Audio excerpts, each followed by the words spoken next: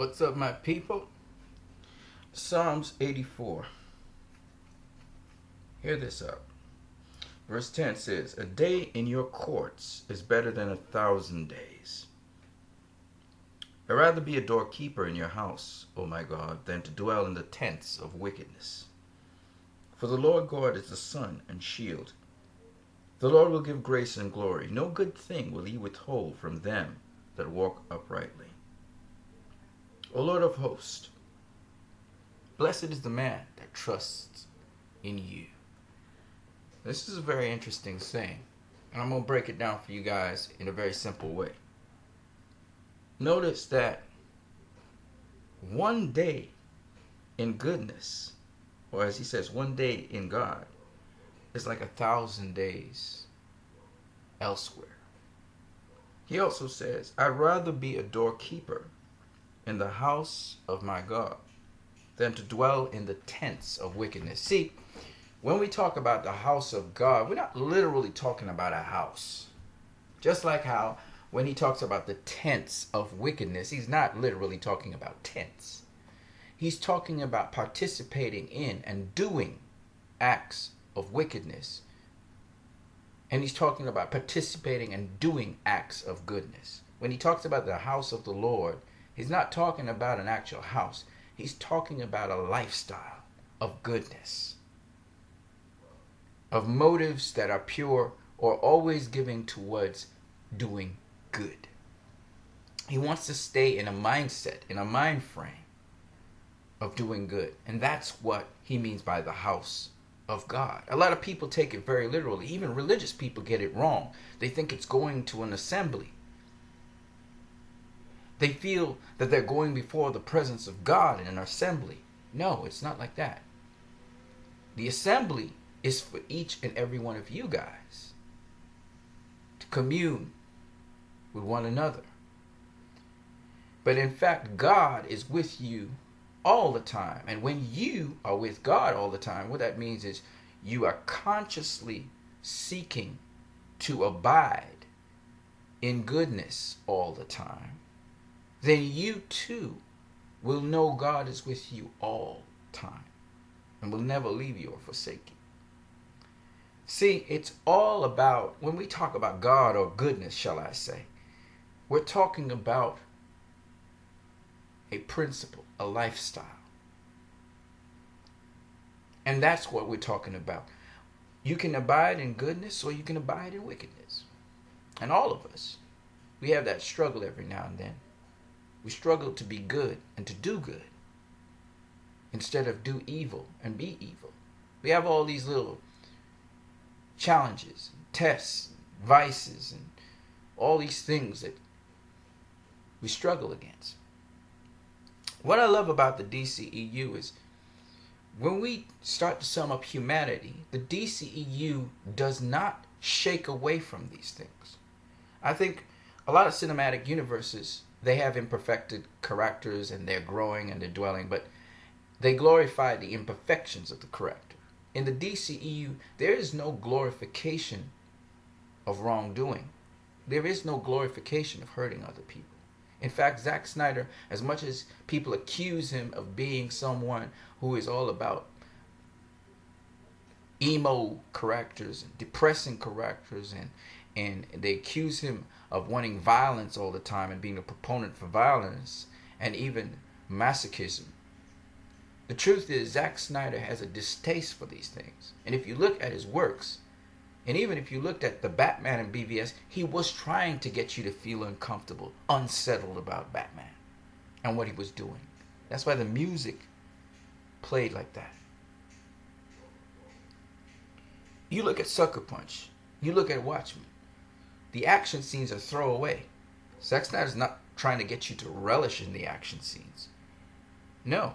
He's either trying to show you the power of these people, but he's also trying to show you at the same time the distaste for violence. And I love the subtleties of how Zack Snyder does his movies. When Superman snapped Zod's neck, he did not want to snap his neck. And you and all of us felt perturbed, and we felt very disturbed when Superman did that. But if I go to any other cinematic universe, where the big baddie is facing up with the good guy, I'm pretty sure you will not feel disturbed. In fact, you never felt disturbed when the Avengers were just routing the city and there was a lot of people, a lot of casualties dying, blowing up buildings. Nobody was thinking about that. No one felt unsettled about that. But Zack Snyder has this capacity to make you feel disturbed by things that he thinks in his mind, as he's directing the movie, should be subjects of conversation. Violence. Zack Snyder is a guy who actually, he tries to get you to think about how violent people can be and how disturbing that is. And I absolutely love that about him and his movies. Maybe I'm reading more into his stuff than meets the eye, but I doubt it. I seriously doubt it. I think Zack wants us to have conversations based on these movies. And so that's what I wanted to say here. Now, this is a photo that Zack put out a while ago on Vero of the number of photos that he put out concerning Justice League. And if you look here, you're seeing this is basically the crew that went down to get Superman's body. And of course, they pulled out the casket and now they're moving it into the truck, right? Now, it's very important for people to understand a couple of things. As much as people say, well, oh, there were some other characters there, obviously there would have been rest of the league there. It wouldn't just be Cyborg and Flash digging up Superman. All right? This is kind of common sense, right? The league was there with them. They weren't digging with them, but they were there with them. So there's stuff that was left out. Now, a lot of people will say, well, was Flash and Cyborg, their conversation, was that Zack Snyder's direction? Well, I'm going to help you guys understand what's going on. First of all, if you look at how Aquaman was dressed, and people talked about the scene where, because it was different clothing, Joss Whedon directed these scenes here inside of the Batcave. Now, I'm not saying Joss Whedon didn't direct those scenes, because I actually have actual factual information to show you that when Diana was arguing with Bruce Wayne, that is actually Joss Whedon that directed that. Literally, it says Whedon on the camera as the guy's taking the take of it. You see Whedon's name. So yes, Joss Whedon did direct Batman when he was talking to Bruce Wayne as he was talking to Diana. They were arguing and debating bringing back Superman. However, if you're going by costume design, you will notice that Aquaman's costume design here is exactly like the costume design here. It's not even coincidental. And this is obviously shot by Zack Snyder. Which means that Whedon didn't stray away from the costume design as many of us thought he did. Even so, even more so, when we look at... Let's have a better look at not only Aquaman. And by the way, let me just show you specifically that I'm correct, okay? That the costume design was exact. Aquaman has this thing hanging out of his side pocket. There are a lot of elaborations here. This jacket had certain kinds of folds on it. He has this ring on his finger, okay? Watch this. There's the piece of thing there hanging out the side. There are the frills. Okay? Different lighting, different camera work. But absolutely the same costume. The same outfit. Absolutely the same outfit. Okay? No doubt about that. So, just for some people to know, it wasn't just Whedon picked these outfits out. No, the costume designer, who would have to be Michael Wilkinson, he had to be the one that did this. Alright? And there are details on Aquaman's clothing that tell me that they used this outfit for this scene. Now, this scene comes right after this scene. So, you know, it makes you think. That's all I'm going to say. You're wondering if Zack did shoot some of this scene. That's all I'm saying. And I think he did. Not only was Aquaman, and as you can see here, his outfit is the same. This is absolutely the same outfit here. The arrows indicate same outfit. Okay, not only is Aquaman's outfit the same, but we will find out that Bruce Wayne's outfit is the same. We know Zack Snyder shot this scene. Okay, this is not Joss Whedon. This was Zack Snyder that shot this. And I have plenty behind the scenes footage to prove that. From the cinematographer, the guy responsible, the director of cinematography, who is Fabian Wagner, was behind the camera. I can actually show you that. And if Fabian Wagner's there, then Zack's there. So this is absolutely a Zack Snyder scene, not Joss Whedon. And here we assume that this is Joss Whedon that directed this entire scene. It may not be the entire scene that was directed by Joss Whedon. So I don't know what to say about that. But what I can tell you is the costume design of Bruce Wayne is the same here and here. Now, Bruce Wayne could have changed his outfit between discussing with the League here and then talking with Alfred here. So it's very possible, as well as Aquaman, etc. But nonetheless, it's not a unique costume design that Joss Whedon pulled. He pulled from Zack's stuff. That's my point. All right? And I thought that was very interesting. It makes me think a lot about what exactly went down there. And then, if that's not enough, Cyborg's outfit is the same as well. If we look here, Cyborg is here. This is Cyborg here. This is Cyborg in the Graveyard Shift. The Graveyard Shift, I believe, was Zack Snyder's direction. And there they are again. And it was made to be funny. I mean, if you really look at the Flash and all of again, the Flash is generally a funny guy, so Zack stays with character. But if you look at almost all the scenes with the Flash, they're all funny. So this means Zack had humor in Justice League. It wasn't going to be humorless. So people were talking about, just looking at this photo, they were saying it was going to be morbid and dark. And no, it wasn't going to be morbid and dark. And if you paid attention to Gal Gadot's character, which is the more serious one in the whole set, of course Cyborg was always serious as well, Aquaman and the Flash were more comical, you would find that Diana obviously would be serious about the moment. In fact, if you go and you look at all the scenes where she is now trying to, they're going to revive Superman. Remember, she doesn't agree with it. She's very serious about it, the entire thing, okay? So here we are again, same outfit with Cyborg. And then, of course, the Flash has the same outfit as well. This is his undergarment, which we know is the same. And here he is. He's wearing the little Superman suit here. Superman suit. So I thought that was very interesting to think about. All right. This is a different part of the Batcave. And I want to show you something else. So this is actually from BVS. And this is inside of the Batcave. And what I like to do sometimes is watch at, the three-dimensional space of things. But I'm going to point out something to show you that I'm pretty sure that the scene that I'm about to show you is, again, Zack did this, okay? No doubt about it. And this is the Batcave. This is from BVS. You can go up online, go to Google Maps, and you can actually pull down these scenes of the Batcave. You go to the Batcave, which is found somewhere in New York, and you actually will see Gotham. Gotham is somewhere near to New York, New Jersey. And you will see the Batcave. And when you go inside the Batcave, they give you detailed picture viewings of the Batcave. So it's really cool. Go check Google Maps, Google Batcave, BVS, Google Maps, and you'll get it, okay? It's there, even now. So from Google Maps, we get an inside of the Batcave. And this is from a certain angle. This is like you're coming from the elevator or you're coming up the stairs and you're coming into the Batcave, okay? So if you're coming down the elevator, that's a different story, and you're coming this way. And just so you understand, it's really cool seeing it from BVS. This is the Batcave here. Bruce Wayne walks across this tabletop here. This is the tabletop to his desk right over here.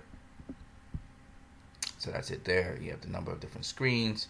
Alfred was looking at a layer of armor somewhere here in BVS. All right. And you have a number of workstations. All right. You can see some tanks in the background here, way down in the back. All right. Now I wanted to show you all of this because in Justice League, we meet back the Batcave again. And this is the Batcave in Justice League. It's lit up and everything. Bruce would have been here. Alfred would have been in a workstation back that way. There you see the tanks back there. There's a workstation here. There's a workstation here. So let's call the workstation furthest from us Workstation 1, Workstation 2. This will be Workstation 3. Let's have a better look here somewhere.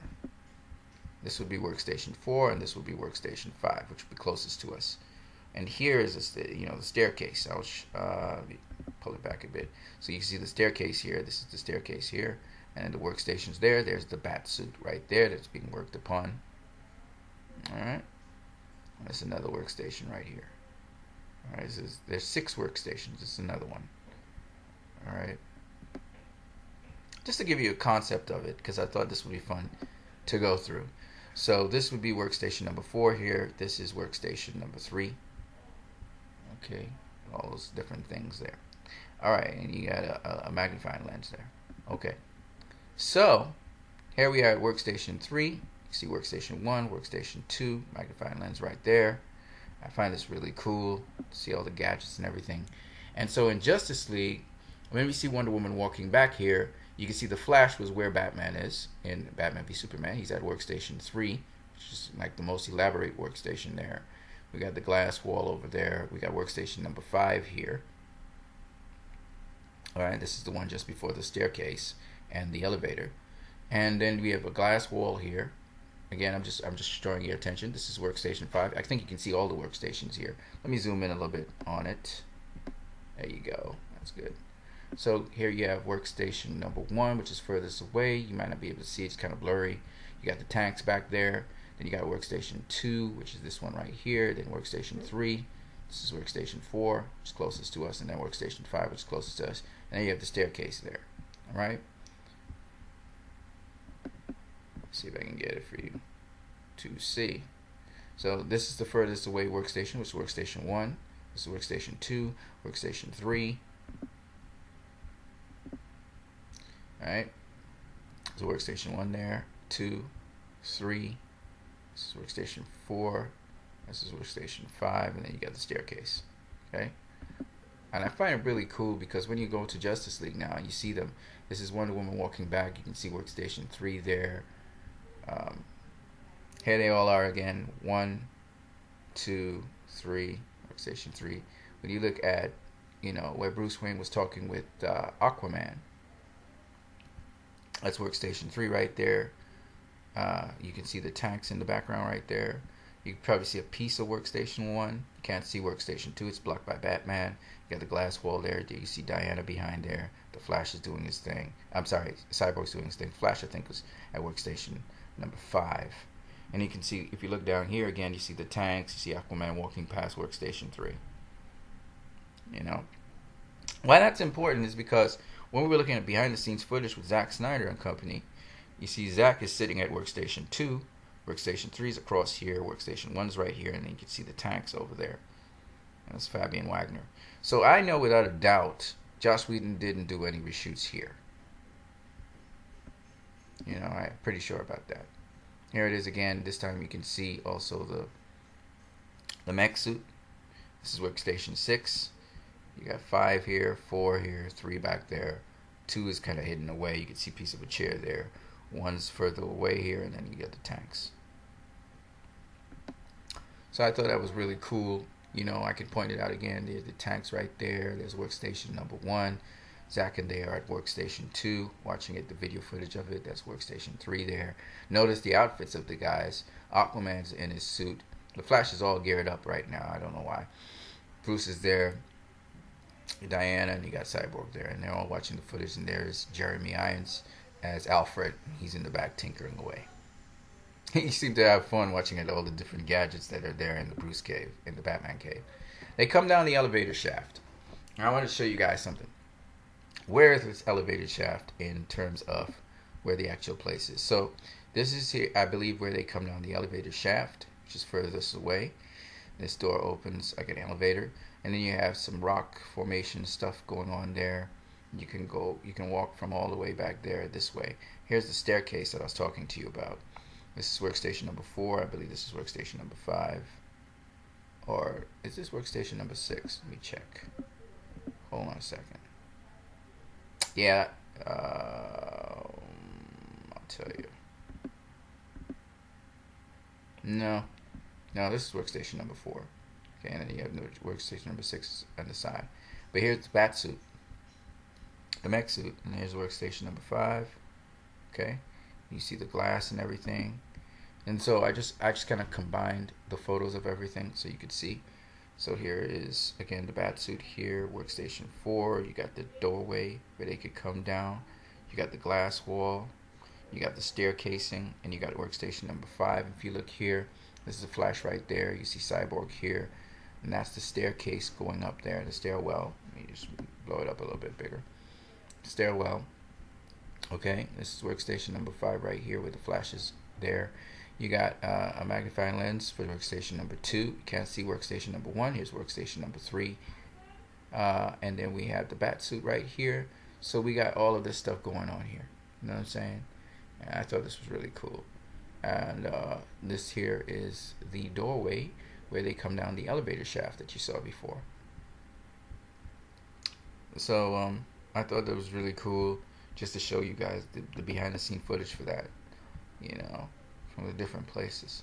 And then I wanted to show you guys one more thing, which is just a parallel. I thought this is more of a curiosity. It's not really anything that has any big significance to it, but if you look here on Cyborg's shirt, it says property of Gotham City, and it says athletic department. So obviously Cyborg, he's part of the Gotham City athletic program. He's in Gotham City University, so it makes sense that he has this. But I just thought that you could find a property, you know, I was just very curious when I was watching Suicide Squad, property of the Joker, that Harley Quinn had, you know, property of something on her clothing as well. In this case, her coat. And I just thought that was a curious similarity. Nothing. This is not anything deep, right? It just means that the hoodie was a property of Gotham City's department, which I guess a lot of people have those hoodies. Whereas with Harley Quinn, she was saying that she is the property of the Joker, not her coat. So I thought that was interesting. Anyway, I hope you guys enjoyed this video.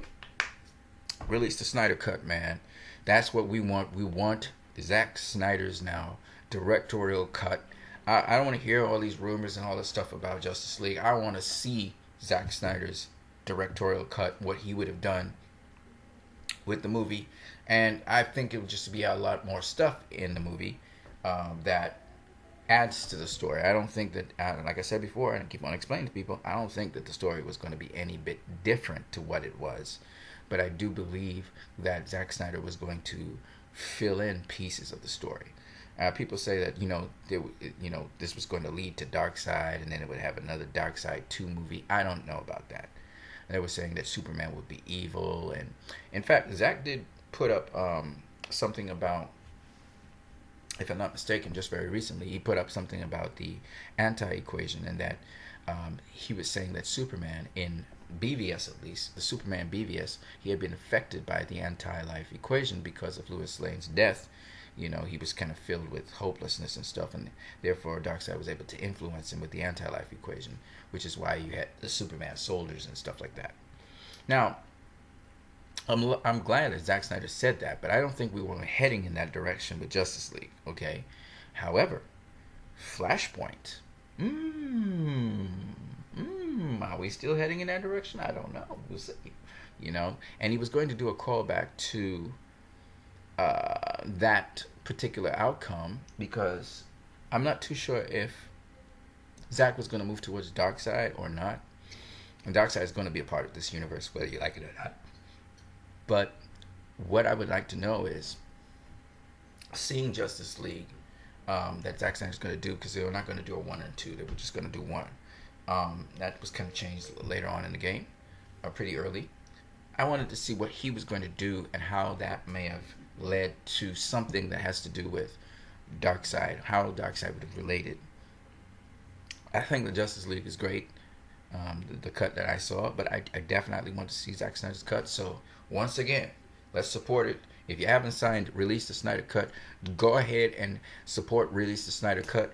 If you are a DCEU fan that wants to see Zack Snyder's cut of Justice League, now is the time to promote the Release the Snyder Cut, full-fledged, full-blooded. We're all united on this. I think almost every single DCEU fan out there wants to see the Zack Snyder Cut.